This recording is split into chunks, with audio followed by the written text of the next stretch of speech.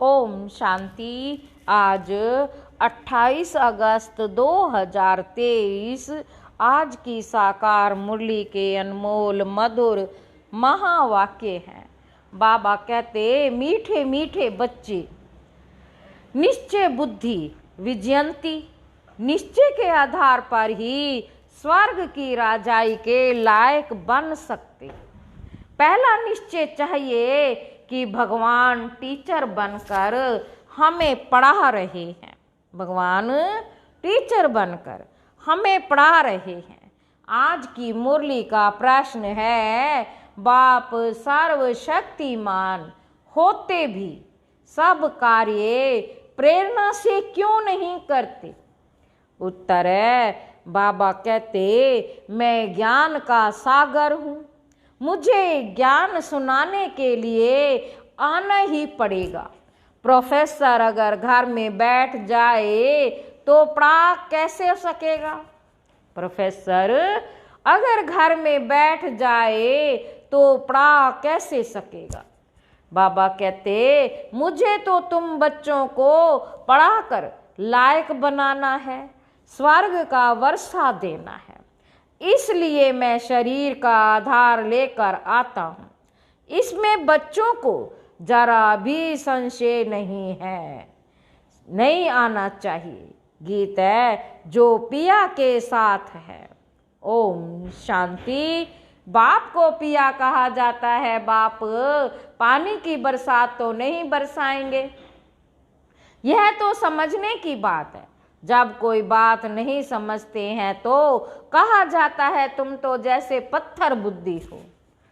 जब कोई बात नहीं समझते हैं तो बाबा कहते, कहा जाता है तुम तो जैसे पत्थर बुद्धि हो।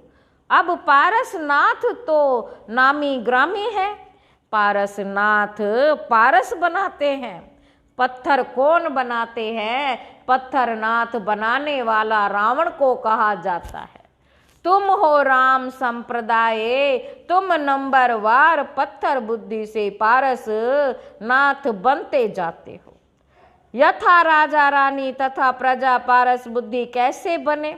जरूर कोई बनाने वाला है जिसने पारस बुद्धि तो बनाया, परंतु इसमें कोई सूर्यवंशी घराने में, कोई चंद्रवंशी घराने में, कोई दास दासी बनेंगे, कोई फिर प्रजा में साहूकार बनेंगे। सारा पुरुषार्थ पर है। बाबा कहते, जरूर परमपिता परमात्मा को ही पारसनाथ कहेंगे। परमपिता परमात्मा को ही पारसनाथ कहेंगे। कोई मनुष्य को ज्ञान सागर नहीं कहेंगे। निराकार बाप की ही महिमा है। ज्ञान सागर है तो ज्ञान सुनाने के लिए उनको शरीर जरूर चाहिए। जो संस्कार ले जाते हैं उस अनुसार कर्म करने लिए शरीर तो चाहिए ना। वह तो है हे निराकार परम पिता परमात्मा, उनकी बड़ी भारी महिमा है। सबका बाप एक निराकार, परंतु वह भी तो आत्मा है। वह भी तो आत्मा है ना। आत्मा ही ऑर्गन्स द्वारा कहती है, ये मेरे बच्चे हैं। बाप ने समझाया है, मनुष्य ब्राह्मणों को खिलाते हैं। मनुष्य ब्राह्मणों को खिलाते हैं, उसमें आत्मा को बुलाते हैं, फिर उनसे पूछते हैं। अच्छा ना भी पूछे, ब्राह्मण तो खिलाते हैं ना। समझो किसका पति मर जाता तो कहते, मैं पति का श्राद्ध खिलाती हूँ। अच्छा तुम्हारा पति तो मर गया, फिर किसको बुलाएंगे? आत्मा को व शरीर को। समझ की बात है ना। जरूर आत्मा को ही बुलाएंगे ना। शरीर तो खत्म हो गया, ब्राह्मण को खिलाते हैं। गोया ब्राह्मण में प्रवेश कर आत्मा खाती है। अब क्या सबूत है जो मर गया उसकी आत्मा आती है? आती तो जरूर है। आत्मा आकर बोलती है। उनसे पूछते हैं फलानी चीज कहाँ रखी है तो बतलाती भी है, तो जरूर समझते हैं कि हम पति की आत्मा को खिलाती हैं। पति की आत्मा को माथा टेकती हूँ, ब्राह्मण को नहीं देखते। जैसे कि पति के नाम रूप को देखकर माथा टेकते हैं, वह नाम रूप तो भस्म हो गया। तो वह शरीर भी याद आता है, ब्राह्मण में आत्मा आती है, दूसरे की आत्मा आई है, यह महसूस होता है। अब आत्मा आई तो जरूर विश्वास रखना पड़ता है। तुम बच्चों को भी समझाया जाता है कि परम पिता परमात्मा निराकार, उनको अपना शरीर नहीं है, उनका शरीर का आधार लेना पड़ता है। वर्षा कैसे देवें? पहले तो बरोबर निश्चय चाहिए कि परम पिता परमात्मा है, वह इन द्वारा वर्षा देने आया है, प्रेरणा से तो नहीं देंगे। उनको तो आकर पढ़ाना है, ज्ञान सागर है ना, ये समझने की बातें हैं। जिसकी तकदीर में भविष्य ऊंच बन प्रारब्ध नहीं, जिसकी तकदीर में भविष्य ऊंच प्रारब्ध नहीं है तो वह समझ नहीं सकेंगे। इनकी आत्मा कहती है कि मैं ज्ञान सागर नहीं हूँ, वह परम पिता परमात्मा कहते हैं मैं ज्ञान का सागर हूँ, परंतु मैं निराकार ऊपर से बैठ प्रेरणा से कैसे पढ़ाऊँ? ऐसे तो कभी पढ़ाई होती नहीं। प्रोफेसर घर बैठ जाए तो प्रेरणा से पढ़ा सकेंगे क्या? प्रोफेसर अगर घर बैठ जाए तो प्रेरणा से पढ़ा सकेंगे क्या? ऐसे तो कभी पढ़ाई होती नहीं। प्रोफेसर घर बैठ जाए तो प्रेरणा से पढ़ा सकेंगे क्या? जरूर स्कूल में आना पड़े, जरूर स्कूल में आना पड़े ना। परम पिता परमात्मा भी घर में रहकर तो नहीं पढ़ाएंगे ना। प्रेरणा से चित्र थोड़े ही समझाया जाता है, यह चित्र भी शिव बाबा ने निकलवाया है, फिर खुद ही आकर समझाते हैं कि मैंने ही निकलवाए हैं। यह ब्रह्मा तो जानता ही नहीं। मैंने बच्चों को दिव्य दृष्टि देकर बनवाया। करण करावनहार बाप है। पहले बाप समझाते हैं कि मैं हूँ तुम आत्माओं का बाप, नहीं तो तुम बच्चों को वर्षा कैसे मिले? मंदिर भी बराबर है, इनकी आत्मा का मंदिर है, बाकी सब जीवात्माओं के मंदिर हैं। क्योंकि जीवात्मा जन्म मरण में आती है, परंतु उनका रूप निराकार ही रखा हुआ है। तो बाप कहते मैं तुम्हें राजयोग सिखाता हूँ। यह बाबा भी कहते मैं भी सीख रहा हूँ। अब इसमें प्रेरणा व शक्ति की तो कोई बात ही नहीं।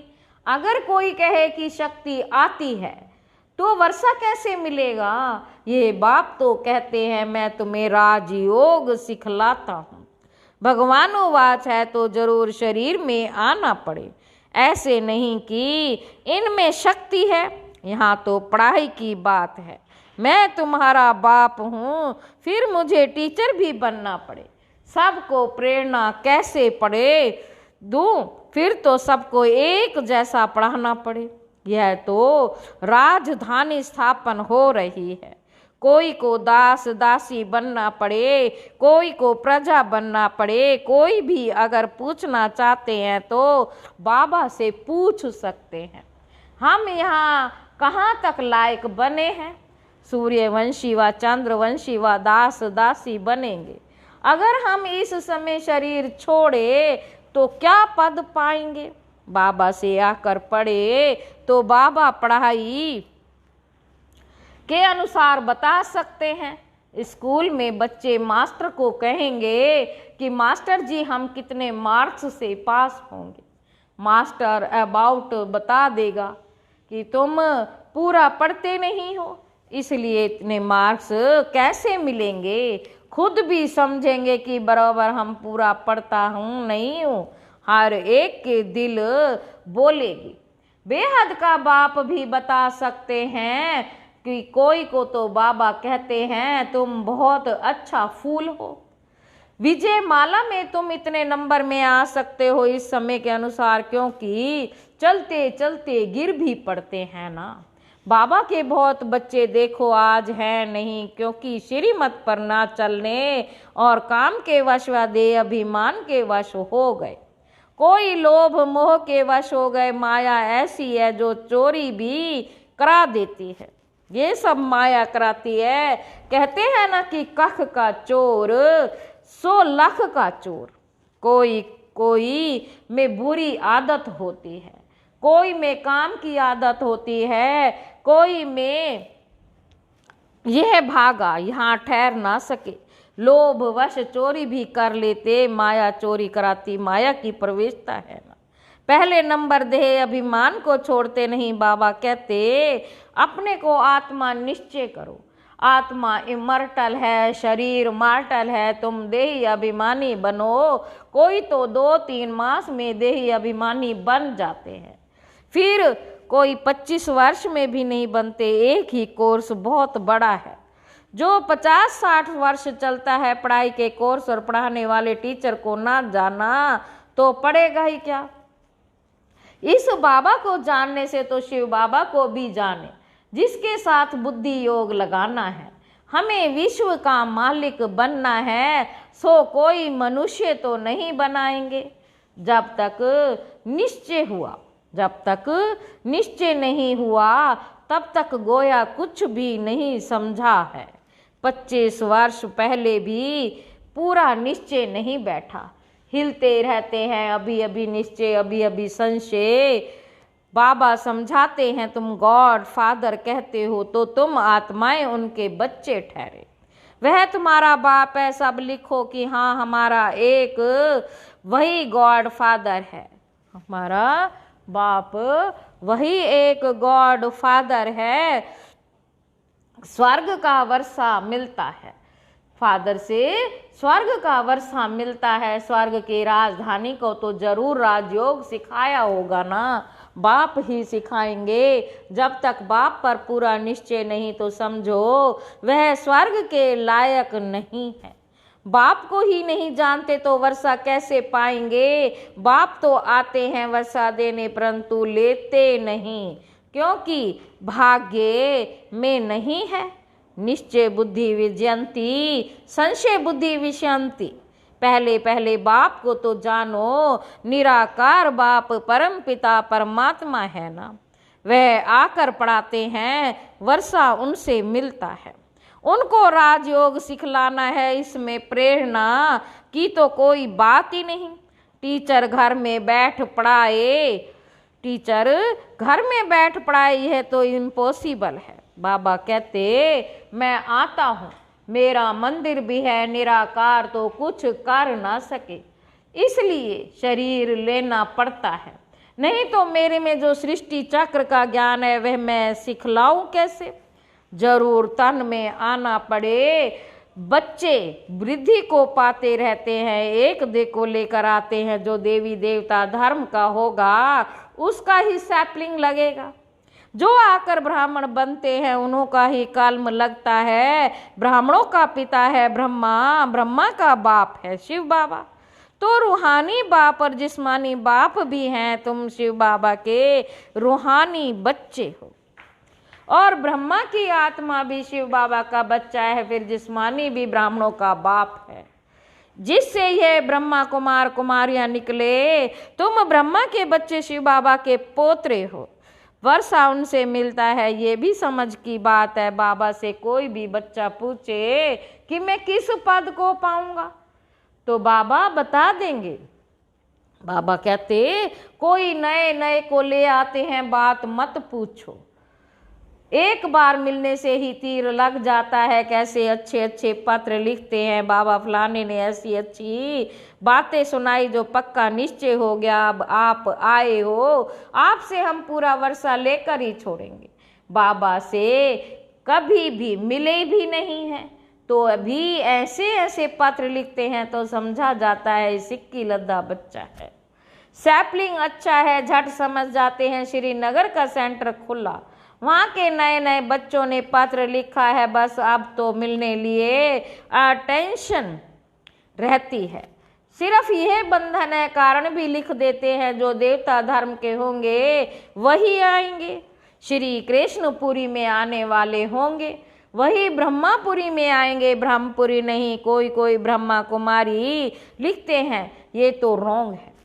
ब्रह्म ही तो तत्व है, उसकी कुमारी कैसे होगी।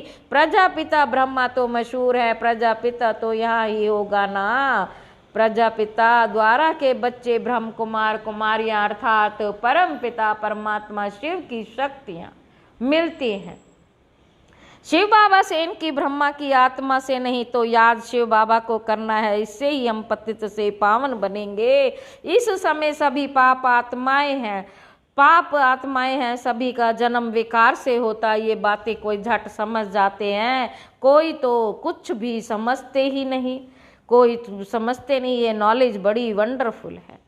भगवान को भक्ति का फल देने के लिए आना पड़ता है। बच्चों को पढ़ाते हैं, कहते हैं मैं तुम्हारा बाप भी हूँ, टीचर भी और सतगुरु भी हूँ, सभी को वापस ले जाने के लिए आया हूँ, इसलिए लिबरेटर भी कहते हैं। सो प्रेरणा से थोड़े ही लिबरेट करेंगे। स्कूल में वृद्धि होती है, लेकिन पुरानी दुनिया को याद किया तो बाप को भूले। आखिर भूलते भूलते पुरानी दुनिया में चले जाते हैं, फिर ज्ञान का भी कुछ भी नहीं रहता, बस सौदा कैंसिल। बाप को जो दिया वह वापस ले लेते हैं। बुद्धि का ताला एकदम बंद हो जाता है। बाप बुद्धिवानों की बुद्धि है ना। कितनी अच्छी रीति समझाते हैं, सुनने वालों के लिए नैन चैन से ही मालूम पड़ जाता है। इनको कहाँ तक धारणा होती है ऊंच पद पा सकेंगे व नहीं, बाबा झट समझ जाते हैं कि यह समझाने वाला है या नहीं। या बुद्धि योग कहाँ भटकता रहता है, नब्ज देखी जाती है। नब्ज देखने वाला भी होशियार चाहिए। मंजिल है बहुत भारी, तुम झट समझ जाएंगे यह उठ सकेगा व नहीं, नंबरवार तो होना है।